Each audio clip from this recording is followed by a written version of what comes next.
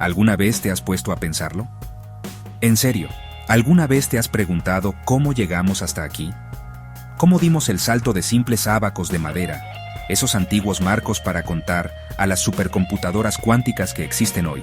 Parece un salto imposible, una historia sacada de la ciencia ficción. Sin embargo, es una historia real, es nuestra historia. Este viaje es uno de los relatos más fascinantes de la ingenuidad humana. Es un camino pavimentado con mentes brillantes, inventos increíbles y un impulso implacable para resolver problemas. Es un viaje que ha remodelado por completo nuestro mundo, cambiando todo, desde cómo trabajamos hasta cómo nos conectamos unos con otros. Ven conmigo en este increíble viaje a través de la historia de la computación y la tecnología de la información. Vamos a viajar atrás en el tiempo, muy atrás. Comenzaremos con las primeras herramientas que la gente usó para calcular, dispositivos simples nacidos de la necesidad. Luego avanzaremos, década tras década, presenciando el nacimiento de máquinas que podían pensar de maneras nunca antes imaginadas. Esta no es solo una historia sobre tecnología, cables y códigos. Es una historia sobre personas. Se trata de los soñadores, los rebeldes y los visionarios que se atrevieron a preguntar ¿qué pasaría si? Y luego dedicaron sus vidas a encontrar la respuesta. Exploraremos las maravillas mecánicas del pasado. Piensen en artilugios gigantes con engranajes y palancas, haciendo clic y clac para resolver ecuaciones complejas. Conoceremos a los pioneros que sentaron las bases de todo lo que siguió. Veremos cómo estas ideas tempranas, a menudo descartadas como fantasías, lenta pero seguramente se convirtieron en el fundamento de nuestra era digital. Es una combustión lenta, una evolución gradual llena de prueba y error. Cada fracaso fue una lección. Cada pequeño éxito fue un salto gigante para lo que estaba por venir. Prepárense para asombrarse con la pura persistencia y creatividad de estos primeros inventores. Y luego, las cosas empiezan a acelerarse. Seremos testigos de la revolución eléctrica, el momento en que los tubos de vacío dieron vida a las primeras computadoras verdaderas. Estas eran bestias colosales, llenando habitaciones enteras y consumiendo enormes cantidades de energía. Sin embargo, fueron el amanecer de una nueva era. A partir de ahí, veremos la invención del transistor, el circuito integrado y el microprocesador. Cada paso hizo que las computadoras fueran más pequeñas, más rápidas y más accesibles. Este viaje nos llevará directamente a los dispositivos en tu bolsillo y a la inteligencia artificial, que está comenzando a cambiar nuestra realidad una vez más. Es un viaje salvaje, así que abróchense los cinturones.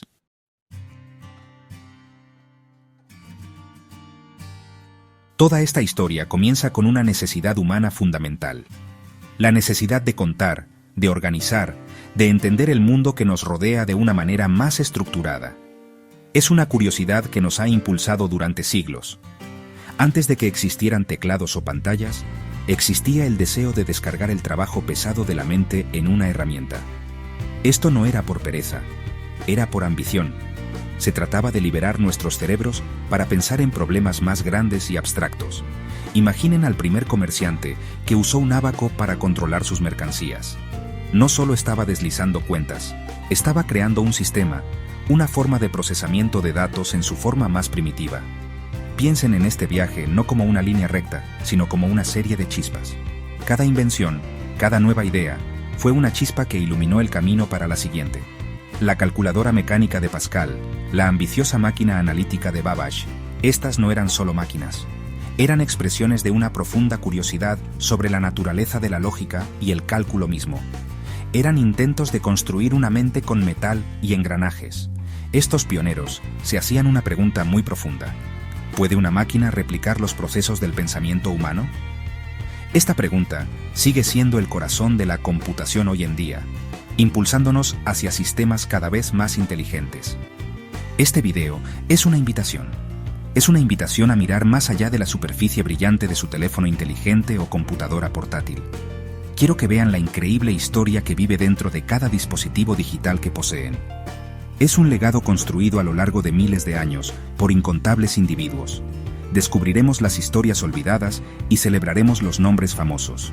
Hablaremos de Alan Turing, quien descifró códigos y conceptualizó la computadora moderna. Discutiremos la rivalidad entre Bill Gates y Steve Jobs, que llevó la computación a nuestros hogares y la hizo personal. parte de nuestras vidas diarias. Así que, pónganse cómodos. Dejen que su curiosidad los guíe. Estamos a punto de desvelar las capas de la historia para entender cómo dimos origen a estas máquinas increíbles. Esto es más que un simple documental de tecnología. Es una historia humana de proporciones épicas.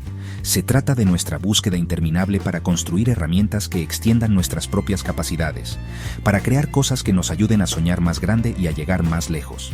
Al final de este viaje, verán el dispositivo en su mano no solo como una pieza de tecnología, sino como la culminación de una saga verdaderamente asombrosa.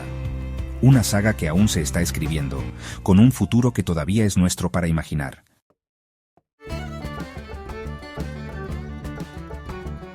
Nuestra historia no comienza con electricidad ni con chips de silicio. No, empieza mucho, mucho antes. Comienza con algo mucho más fundamental, la necesidad humana de contar. Durante miles de años, la gente usó sus dedos, piedras o muescas en un palo. Pero a medida que las sociedades se volvieron más complejas, con el comercio y la agricultura volviéndose más sofisticados, estos métodos simplemente no eran suficientes. Necesitábamos una herramienta mejor, algo más confiable y rápido. Esta necesidad dio a luz a uno de los primeros dispositivos de cálculo de la historia, el ábaco. Su origen exacto es un poco misterioso, perdido en la niebla de la antigua Mesopotamia alrededor del 2500 a.C., pero su impacto fue innegable. El ábaco fue una pieza de tecnología revolucionaria para su época. Fue esencialmente el primer dispositivo de almacenamiento y procesamiento de datos del mundo, todo contenido dentro de un simple marco de madera. Su diseño era brillante en su simplicidad, un marco con varillas, y en cada varilla, una serie de cuentas deslizantes. Cada varilla representaba un valor posicional diferente, unidades, decenas, centenas, y así sucesivamente. Al manipular estas cuentas, un operador hábil podía realizar sumas, restas, multiplicaciones y divisiones con sorprendente velocidad y precisión. Era una representación física de los números, lo que permitía a los comerciantes y recaudadores de impuestos gestionar cuentas complejas sin tener que escribirlo todo. Un verdadero cambio de juego para el comercio. Esta sencilla herramienta se extendió como la pólvora por todo el mundo antiguo.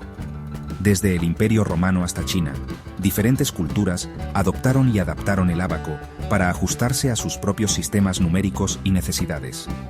Se convirtió en una parte indispensable de la vida diaria para comerciantes, ingenieros y funcionarios gubernamentales. Durante siglos, el ábaco fue la cima de la tecnología computacional. Capacitó a los imperios para gestionar vastos recursos, construir estructuras monumentales y mantener registros intrincados. Fue más que solo una calculadora. Fue una herramienta que ayudó a organizar y construir civilizaciones, demostrando que incluso las ideas más simples pueden tener un impacto profundo y duradero en la historia humana.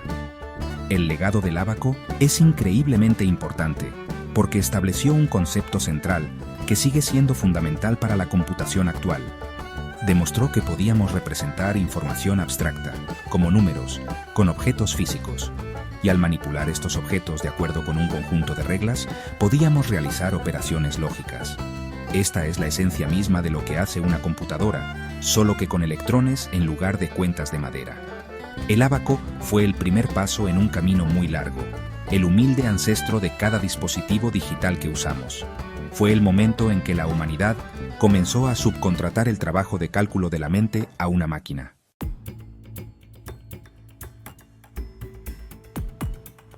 Por más de 3000 años, el ábaco siguió siendo el campeón indiscutido del cálculo. Pero en el siglo XVII, durante un periodo de inmensa revolución científica en Europa, una nueva idea empezó a tomar forma. Esta fue la era de Galileo, Newton y un joven genio francés llamado Blaise Pascal. Pascal era un brillante matemático y físico, pero también era un hijo devoto. Su padre era un supervisor de impuestos que pasaba incontables y tediosas horas sumando manualmente largas columnas de números. Al ver el agotamiento de su padre, Pascal, de 19 años, se sintió inspirado a encontrar una mejor manera, una solución mecánica para la monotonía de la aritmética. En 1642, después de años de minucioso trabajo y docenas de prototipos, Pascal reveló su creación, la Pascalina. Esta fue una de las primeras calculadoras mecánicas del mundo, Una verdadera maravilla de su tiempo. Era una pequeña caja de bronce llena de una compleja serie de engranajes, ruedas y diales entrelazados. Cada dial estaba marcado con los números del 0 al 9. Para ingresar un número, se usaba un estilete para girar los diales. Cuando un dial pasaba del 9 de vuelta al 0, un ingenioso mecanismo avanzaba automáticamente el siguiente dial una posición.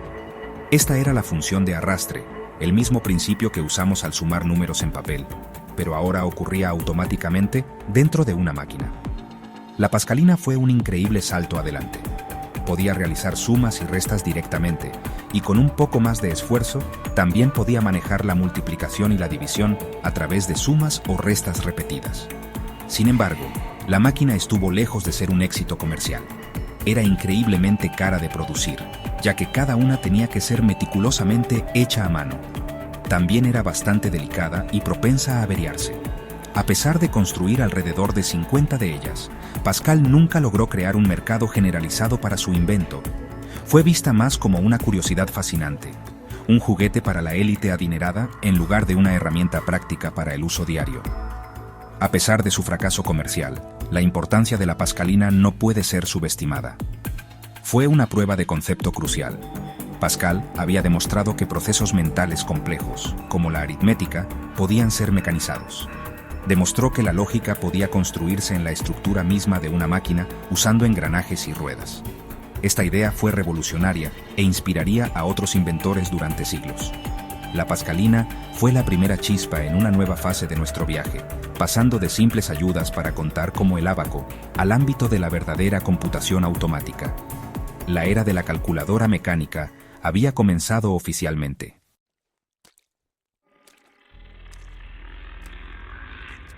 El siguiente gran salto en nuestra historia ocurre unos 200 años después de Pascal.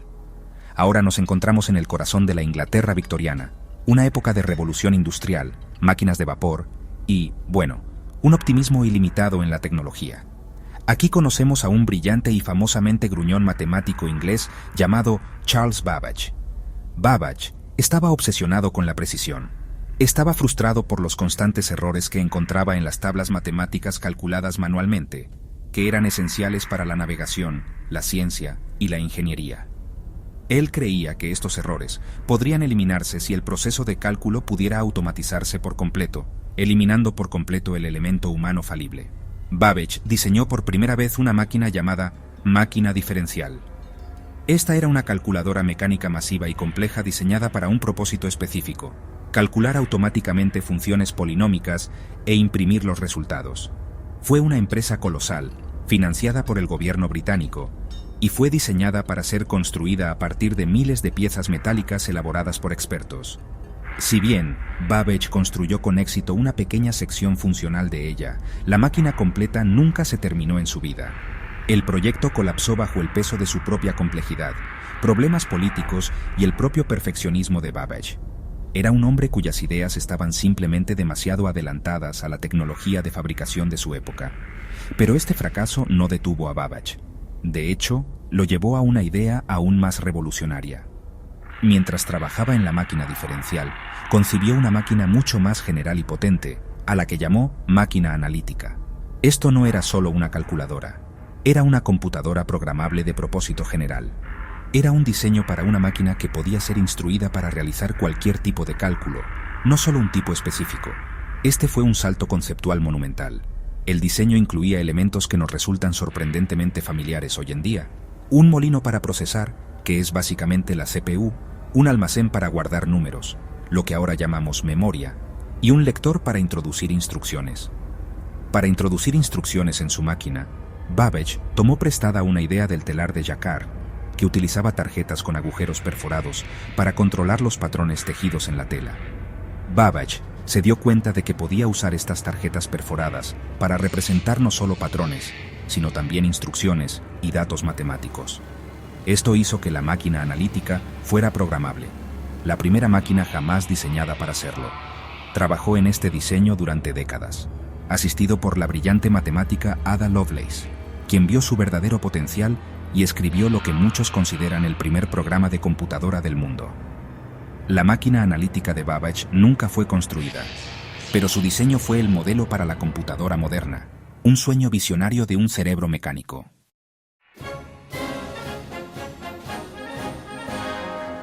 Aunque el sueño de Charles Babbage de una máquina programable quedó solo en eso, la idea que él tomó prestada para su entrada de datos, la tarjeta perforada, estaba a punto de tener su propio momento de protagonismo. Esta simple pieza de papel rígido, con agujeros perforados, se convertiría en la forma dominante de entrada y almacenamiento de datos durante casi un siglo. Sin embargo, su viaje hacia la computación comienza en un lugar inesperado, la oficina del Censo de los Estados Unidos. A finales de los 1880, los Estados Unidos enfrentaban una seria crisis de datos. La población crecía tan rápidamente que procesar los datos del censo de 1880 a mano había tomado casi 8 años. Los funcionarios temían que el censo de 1890 tomara aún más tiempo, posiblemente más de los 10 años antes de que el siguiente fuera debido. Un joven y ambicioso ingeniero llamado Herman Hollerith, quien había trabajado en el censo de 1880, sabía que tenía que haber una mejor manera. Inspirado por Babbage y el telar de Jacquard, diseñó un revolucionario sistema electromecánico. Su invención usaba tarjetas perforadas para almacenar datos individuales del censo. Cada agujero en la tarjeta representaba una pieza específica de información, como la edad, el género o el lugar de nacimiento. Estas tarjetas se introducían luego en una máquina que usaba contactos eléctricos para leer los agujeros. Cuando un alfiler pasaba por un agujero, completaba un circuito eléctrico, lo que a su vez hacía avanzar un contador mecánico en una gran pared de visualización. Fue una brillante fusión de clasificación mecánica y conteo eléctrico. La máquina tabuladora de Hollerith fue un éxito espectacular. Se puso a prueba con el censo de 1890 y los resultados fueron asombrosos. La máquina fue capaz de procesar los datos en una fracción del tiempo que habría tomado manualmente. El recuento básico de la población se terminó en solo 6 semanas, y el análisis completo y detallado se completó en menos de 2 años y medio, ahorrándole al gobierno millones de dólares. La invención de Hollerith no solo había resuelto la crisis del censo, sino que también había demostrado el inmenso poder del procesamiento automatizado de datos. Había creado una nueva industria. Su compañía, la Tabulating Machine Company, se fusionaría más tarde con otras y, finalmente, en 1924, sería renombrada como la International Business Machines Corporation, o IBM. El sistema de tarjetas perforadas se extendió rápidamente más allá del censo. Empresas, gobiernos e instituciones científicas de todo el mundo adoptaron esta tecnología para gestionar sus necesidades de datos cada vez más complejas. Durante décadas, las pilas de tarjetas perforadas fueron la encarnación física de la información. Se usaron para todo, desde contabilidad y gestión de inventario hasta cálculos científicos y proyectos de ingeniería. Esta era se definió por el traqueteo de las máquinas perforadoras y el zumbido de los clasificadores de tarjetas. Fue un periodo de transición crucial, que tendió un puente entre las calculadoras puramente mecánicas del pasado y las computadoras totalmente electrónicas que estaban a punto de aparecer. La humilde tarjeta perforada había preparado el escenario para el mundo impulsado por los datos que estaba por venir.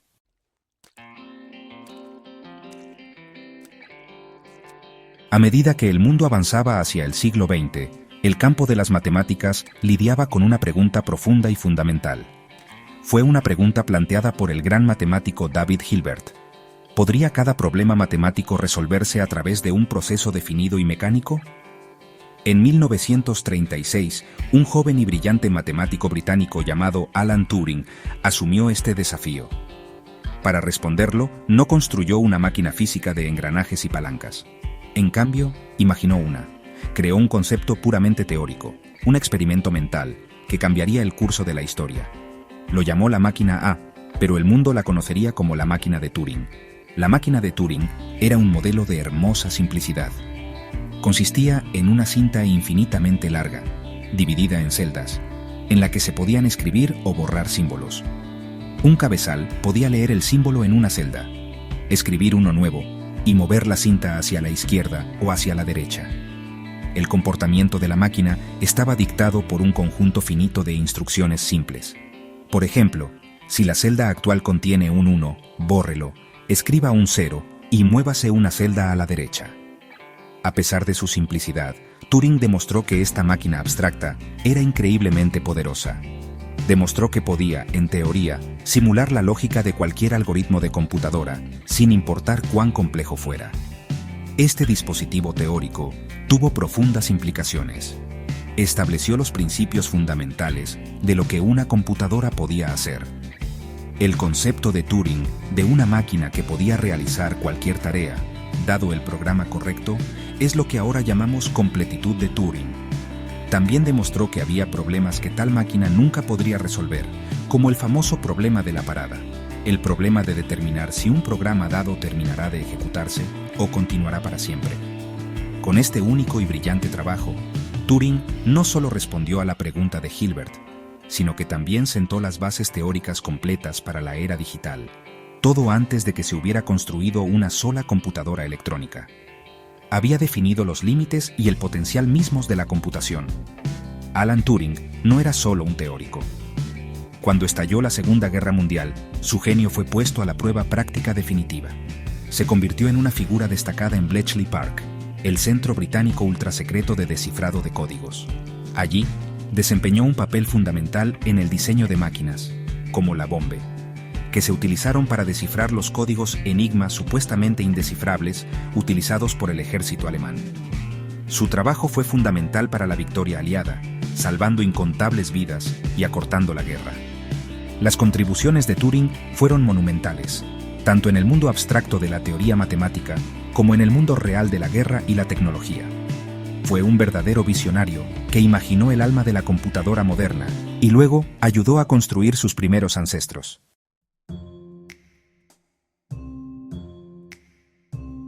La base teórica establecida por Alan Turing y la experiencia práctica obtenida durante la Segunda Guerra Mundial crearon la tormenta perfecta para una explosión tecnológica. El mundo estaba listo para ir más allá de los dispositivos mecánicos y electromecánicos hacia la era de la electrónica. Este salto fue posible gracias a un componente clave, la válvula de vacío.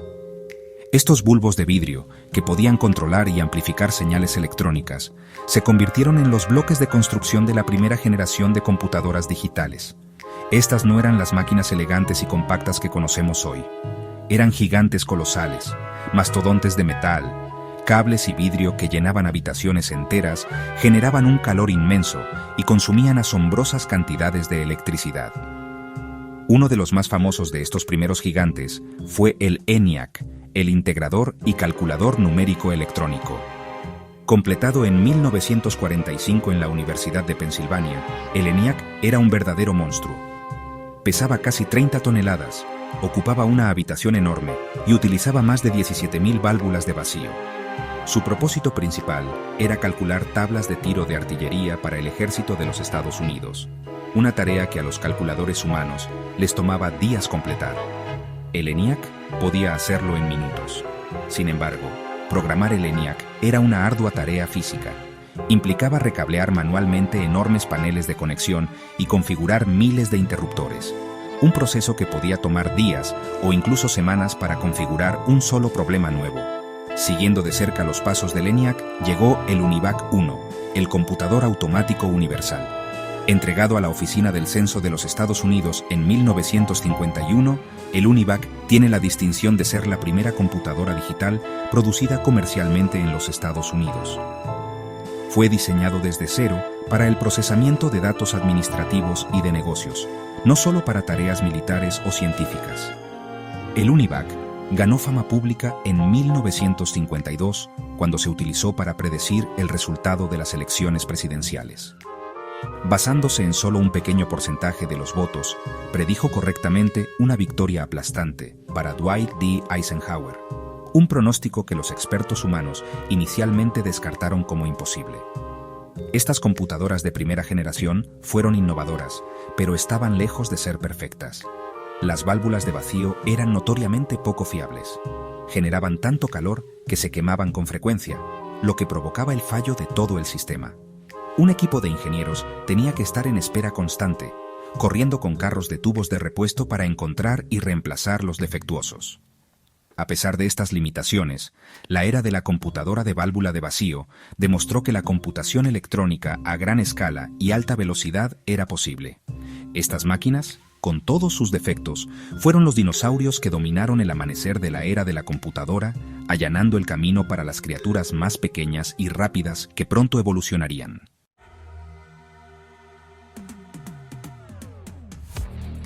La era de la computadora de tubos de vacío, masiva y devoradora de energía, fue transformadora, pero estaba destinada a ser de corta duración.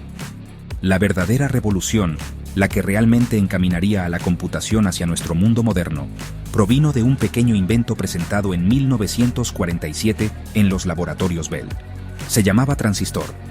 Este pequeño dispositivo semiconductor podía hacer todo lo que un tubo de vacío podía hacer: amplificar señales y actuar como un interruptor, pero era inmensamente superior en todos los sentidos. Era increíblemente pequeño, requería muy poca energía, generaba casi nada de calor y era mucho más confiable y duradero que los frágiles tubos de vidrio a los que estaba diseñado para reemplazar. El impacto del transistor en el mundo de la computación no puede subestimarse. Impulsó la segunda generación de computadoras a finales de los 1950 y principios de los 1960. Al reemplazar miles de voluminosos tubos de vacío con diminutos transistores, los ingenieros pudieron construir máquinas que eran drásticamente más pequeñas, significativamente más rápidas y mucho más eficientes energéticamente. La preocupación constante por la quema de tubos desapareció, haciendo que estas nuevas computadoras fueran mucho más confiables y menos costosas de operar. Los días de necesitar una central eléctrica dedicada y enormes sistemas de aire acondicionado solo para mantener una computadora funcionando estaban finalmente llegando a su fin. Este fue el comienzo de la miniaturización. Esta nueva generación de máquinas, impulsadas por transistores, comenzó a salir del dominio exclusivo de los laboratorios gubernamentales y a entrar en el mundo corporativo. Empresas como IBM, con su popular serie 1401, comenzaron a vender computadoras a grandes empresas para tareas como contabilidad, nómina y gestión de inventario. Por primera vez, las computadoras se estaban convirtiendo en herramientas comerciales prácticas en lugar de simples curiosidades científicas. La mayor confiabilidad y el menor costo significaron que más organizaciones podían permitírselas, y la industria de la computación comenzó a crecer a un ritmo increíble. La segunda generación sentó las bases comerciales para el sector de tecnología de la información que conocemos hoy. Junto con la revolución del hardware, algo más estaba cambiando. Estas computadoras de segunda generación no solo eran más pequeñas, también eran más sofisticadas.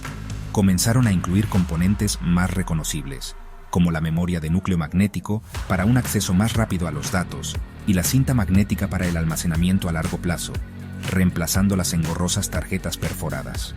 Lo más importante, la forma en que los humanos interactuaban con ellas comenzó a evolucionar. El minucioso proceso de recablear paneles fue reemplazado por algo nuevo: los lenguajes de programación. Este cambio marcó un punto de inflexión crucial, dando origen a una nueva profesión y una nueva forma de pensar sobre cómo comandar estos poderosos cerebros electrónicos.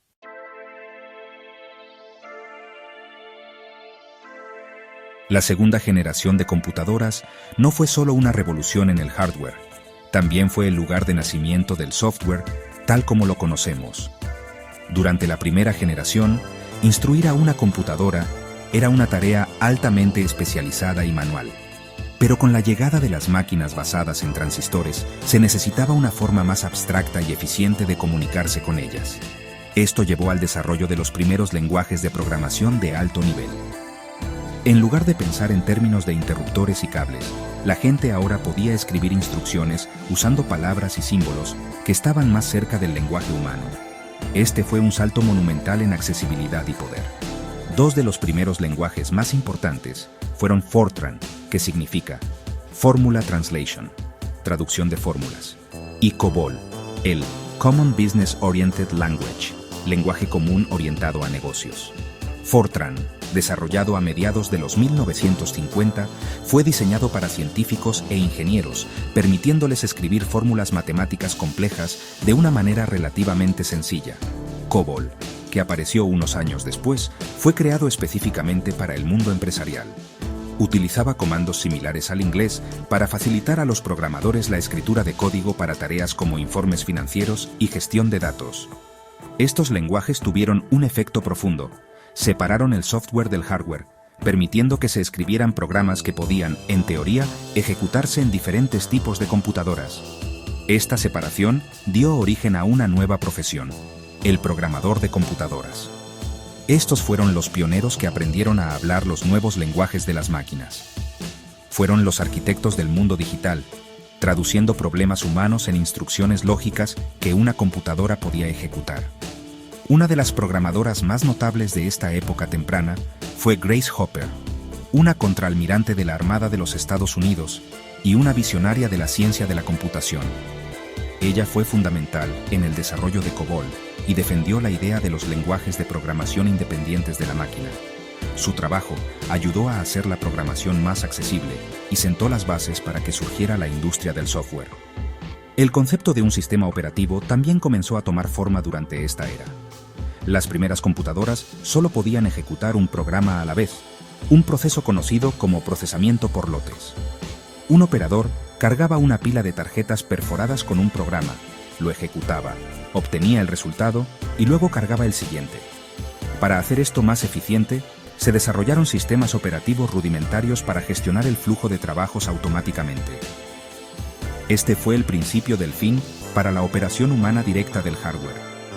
La combinación de transistores, lenguajes de alto nivel y los primeros sistemas operativos sentaron las bases para el siguiente gran salto, uno que reduciría aún más la computadora y la colocaría directamente en las manos de los usuarios.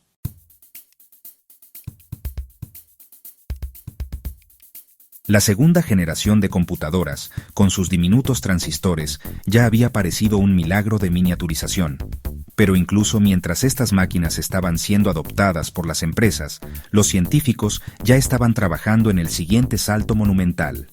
El problema con las computadoras basadas en transistores era que cada transistor individual, junto con otros componentes como resistores y capacitores, todavía tenía que ser laboriosamente cableado a mano en placas de circuito. Este era un proceso complejo, que consumía mucho tiempo y propenso a errores. Una sola soldadura defectuosa podía inutilizar un sistema entero. La solución, que llegó a fines de los años 1950 y principios de los 1960, fue nada menos que genial. Fue el circuito integrado. La idea fue desarrollada de forma independiente por dos ingenieros brillantes, Jack Kilby en Texas Instruments y Robert Noyce en Fairchild Semiconductor. Ellos descubrieron una forma de fabricar un circuito electrónico completo.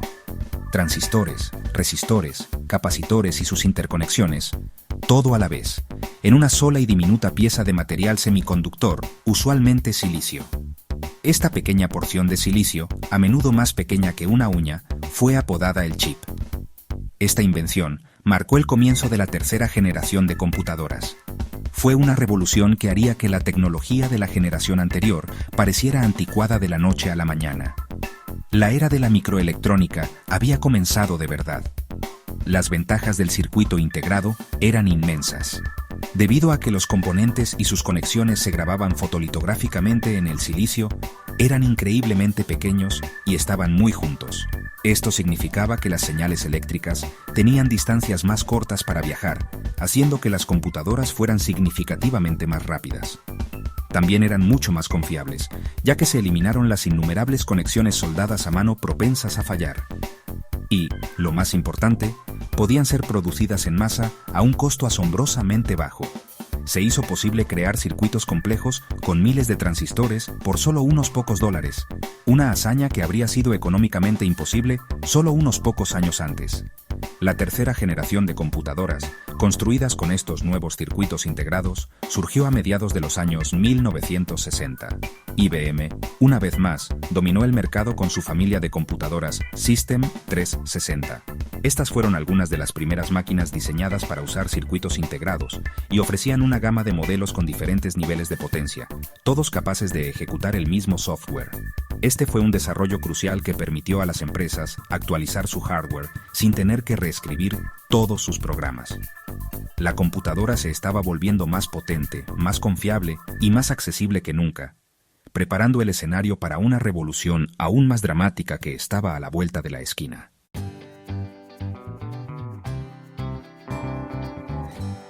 El circuito integrado fue un punto de inflexión, pero el siguiente paso en su evolución sería el que realmente llevaría el poder de la computación a las masas. En 1971, un equipo de ingenieros de una joven empresa llamada Intel, liderado por Federico Fagin, Marcian Hoff y Stanley Mazur, logró algo increíble. Consiguieron meter todos los componentes esenciales de la unidad central de procesamiento de una computadora, el cerebro de la máquina, en un único chip de silicio programable. Este fue el Intel 4004, el primer microprocesador disponible comercialmente del mundo. No era muy potente para los estándares actuales, pero era un cerebro de computadora completo en un chip. Este invento encendió la cuarta generación de la computación. El microprocesador lo cambió todo. De repente, la inteligencia central de una computadora ya no era una colección de placas de circuito en un gabinete grande. Era un componente único y económico que se podía comprar en cualquier tienda. Esto abrió las compuertas para que ingenieros y aficionados comenzaran a diseñar sus propias computadoras. El poder de construir una máquina de computación ya no se limitaba a corporaciones masivas como IBM. Ahora estaba en manos de individuos que trasteaban en sus garajes y talleres. Esta democratización de la tecnología provocó una explosión creativa y dio a luz a un concepto completamente nuevo, la computadora personal, o PC. Una de las primeras máquinas en capturar la imaginación de estos primeros entusiastas de la tecnología fue la Altair 8800, lanzada en 1975. Se vendía como un kit que tenías que montar tú mismo. No tenía teclado, ni monitor, solo un panel frontal con una serie de interruptores para la entrada y luces parpadeantes para la salida.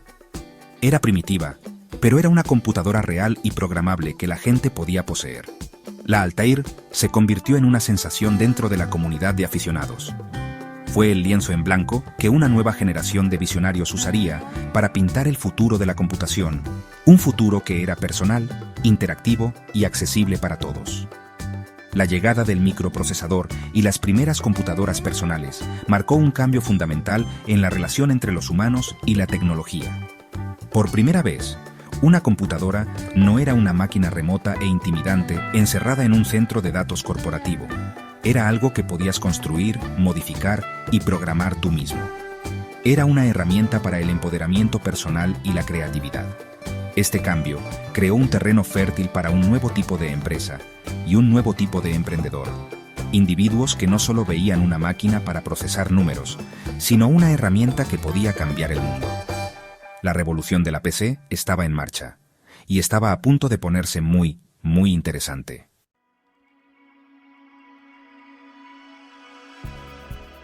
La Altair 8800 pudo haber sido la chispa, pero fue la pasión y la visión de unos pocos jóvenes rebeldes lo que convirtió esa chispa en un incendio furioso.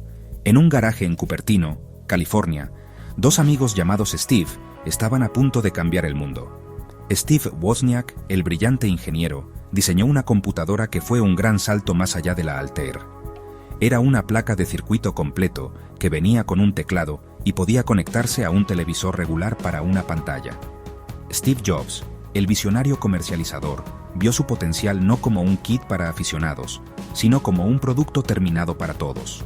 Juntos, en 1976, fundaron Apple Computer y lanzaron su creación, la Apple I.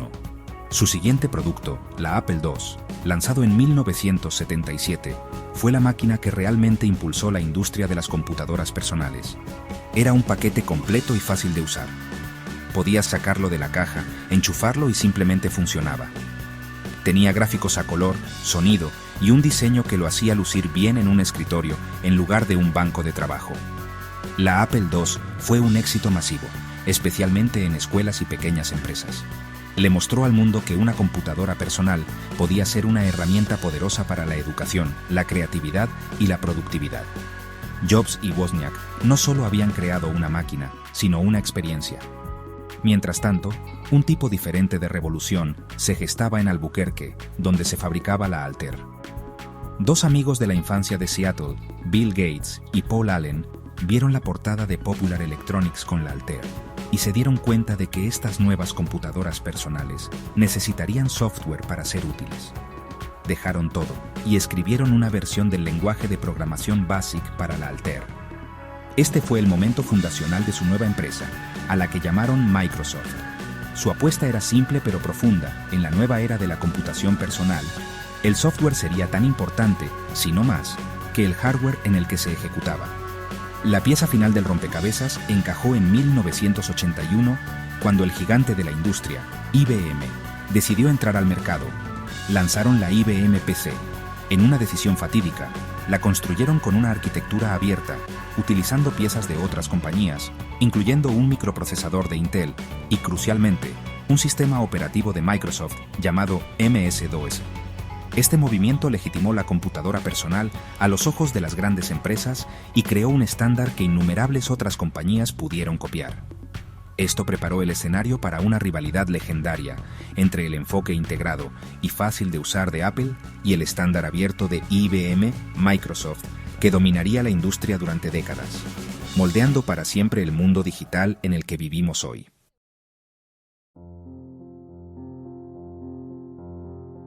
Mientras la revolución de las computadoras personales estaba poniendo máquinas en cada escritorio, otra revolución, igual de importante, estaba ocurriendo en segundo plano. Esta no se trataba de una sola máquina, sino de conectarlas entre sí. La historia de Internet no comienza en un garaje en Silicon Valley, sino en la tensa atmósfera de la Guerra Fría. En los 1960, el Departamento de Defensa de los Estados Unidos estaba preocupado por sus sistemas de comunicación. Necesitaban una red que pudiera sobrevivir a un posible ataque nuclear.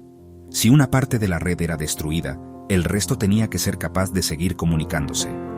Este desafío llevó a la creación de ARPANET, la red de la Agencia de Proyectos de Investigación Avanzada.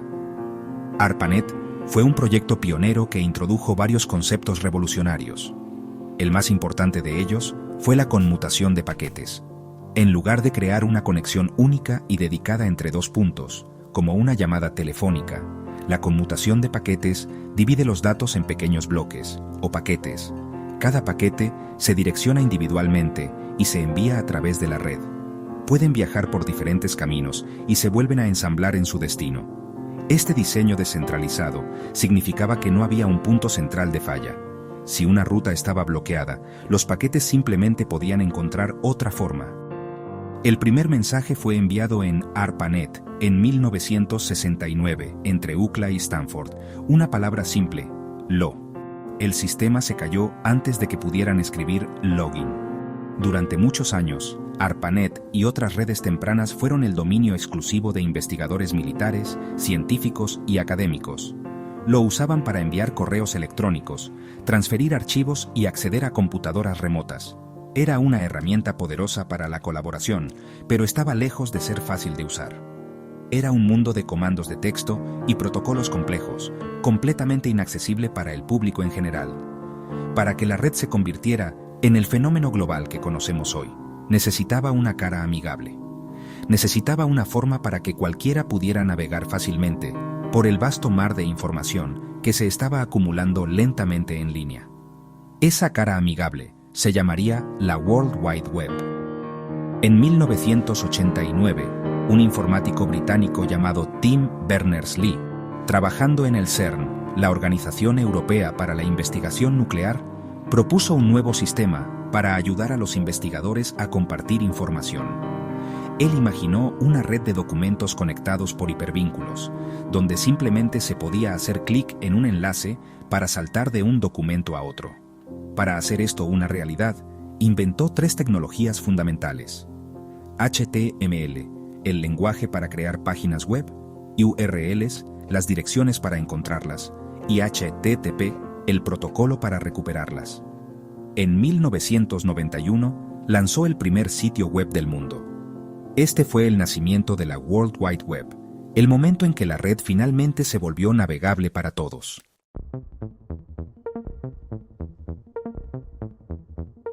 La creación de la World Wide Web, seguida del lanzamiento del primer navegador web gráfico fácil de usar, Mosaic, en 1993, hizo que Internet explotara en la conciencia pública. De repente, la red ya no era solo para científicos. Era para todos. Esto llevó a un auge de proveedores de servicios de Internet, sitios web y negocios en línea a lo largo de la década de 1990. A medida que más y más de nuestras vidas se trasladaban en línea, desde la comunicación hasta el comercio, surgió una nueva demanda. Necesitábamos acceso a nuestros datos y aplicaciones desde cualquier lugar, en cualquier dispositivo. La computadora de escritorio era potente, pero nuestras vidas digitales se estaban volviendo demasiado grandes para estar atadas a una sola caja. Esta necesidad dio origen al concepto de computación en la nube. La idea en sí no era completamente nueva, pero fueron empresas como Amazon, con sus Amazon Web Services, y Google las que la convirtieron en una utilidad masiva y accesible a mediados de los 2000. La computación en la nube es, en esencia, la práctica de usar una red de servidores remotos alojados en Internet para almacenar, administrar y procesar datos, en lugar de un servidor local o una computadora personal. En lugar de ser dueño de su propia infraestructura informática, podía alquilarla a otra persona.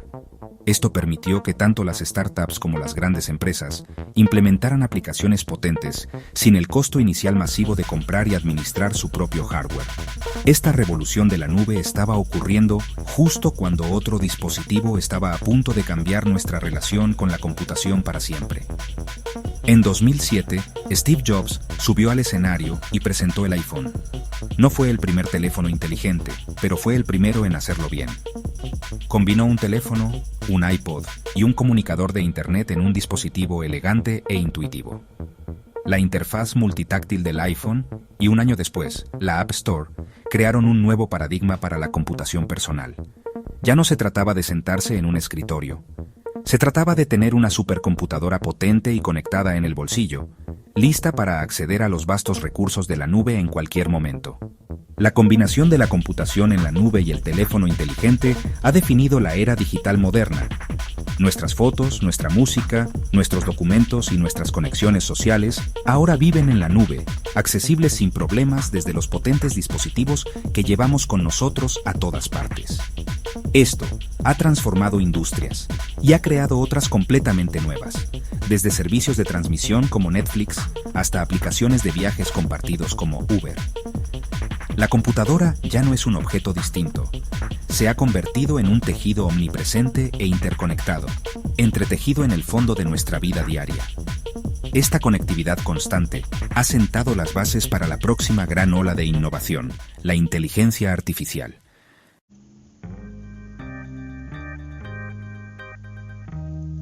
Nos encontramos ahora en la encrucijada más emocionante y quizás inquietante de toda la historia de la computación. Habiendo conectado el mundo y colocado una supercomputadora en cada bolsillo, nos estamos aventurando en territorios verdaderamente nuevos. El primero es la inteligencia artificial, o IA. Durante décadas, la IA fue principalmente materia de ciencia ficción e investigación académica. Pero hoy es una realidad tangible que está remodelando rápidamente nuestro mundo.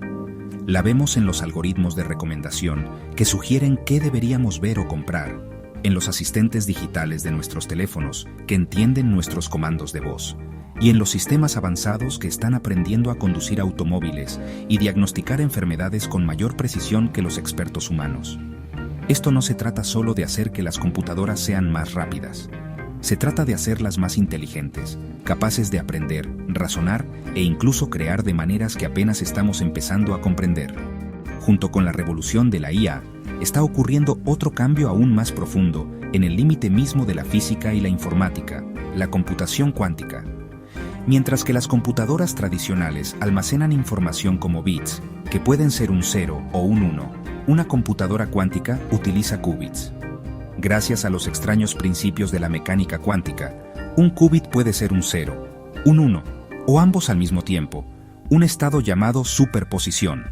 Esto, combinado con otro fenómeno cuántico llamado entrelazamiento, les da a estas máquinas el potencial de resolver ciertos tipos de problemas que son simplemente imposibles para incluso las supercomputadoras clásicas más potentes. Podrían revolucionar campos como la medicina simulando moléculas para diseñar nuevos medicamentos, o las finanzas modelando sistemas financieros increíblemente complejos. Sin embargo, estos increíbles avances no están exentos de desafíos. A medida que estas tecnologías se vuelven más potentes y se integran en nuestra sociedad, plantean profundas preguntas éticas y sociales que debemos afrontar. Con la inteligencia artificial, enfrentamos preocupaciones sobre el desplazamiento de empleos a medida que la automatización asume más tareas, el potencial de que el sesgo algorítmico perpetúe las desigualdades sociales y la propia naturaleza de la privacidad en una era de constante recolección de datos.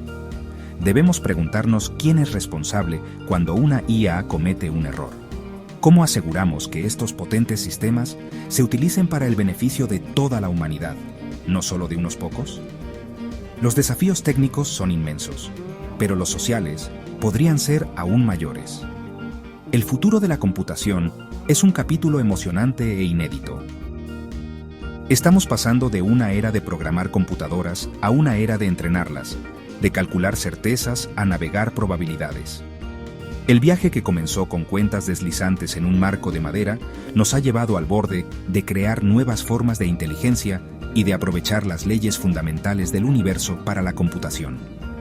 El camino a seguir requerirá no solo ingenieros y científicos brillantes, sino también eticistas reflexivos, formuladores de políticas y un público comprometido. Los próximos pasos en esta fascinante evolución dependen de las decisiones que tomemos hoy, al decidir qué tipo de futuro digital queremos construir para nosotros y para las generaciones venideras.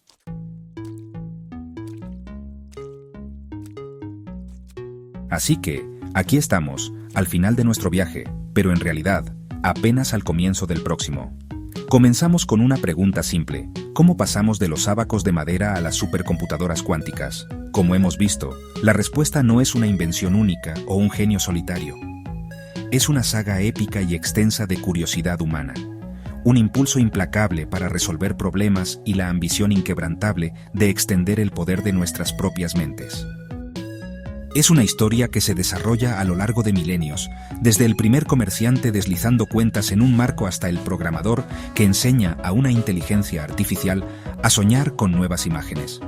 Cada paso, desde los engranajes mecánicos hasta los tubos de vacío, desde los transistores hasta los microprocesadores, fue un eslabón crucial en una cadena ininterrumpida de innovación.